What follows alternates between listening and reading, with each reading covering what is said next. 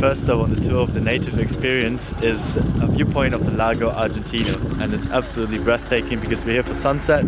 It's just a few people, like 10 people, something like that, and yeah, it's an amazing place to be and to watch the sunset. So we just arrived at the second place of our tour. It means that there is a cave around where old native tribes and native people left their footprints, and I'm really excited to see it and to hear the story behind it. And also we're just walking next to the shores of the Lake Argentino, and we're still having some glimpses of the sunset over there, which is absolutely fabulous.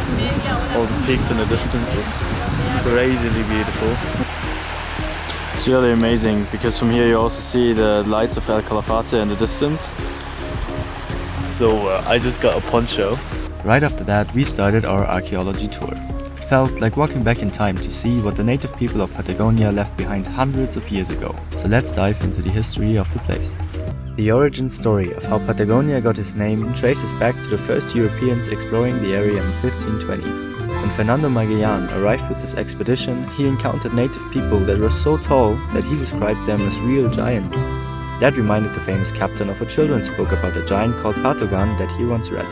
As pata is the Spanish expression for foot, he gave the region the name Patagonia, the land of the Bigfoot. But in the end, those stories seem to be exaggerated, even though it's true that the native people of Patagonia were a lot taller than the Europeans. But what I also learned during the tour is that their lifestyle was nomadic and they often traveled over long distances.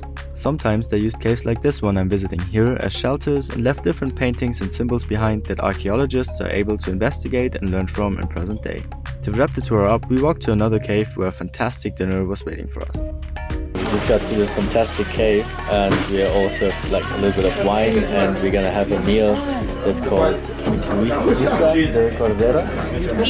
Guiso de Cordero. Okay. I think it's like a little bit of lamb meat, and yeah, some vegetables, stuff like that. Really nice. I really enjoy it, and the ambience is great, and it's a really good experience.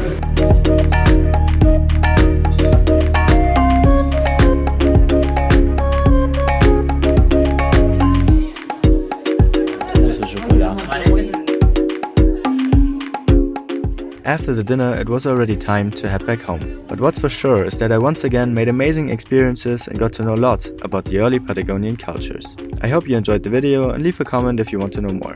See you in the next one.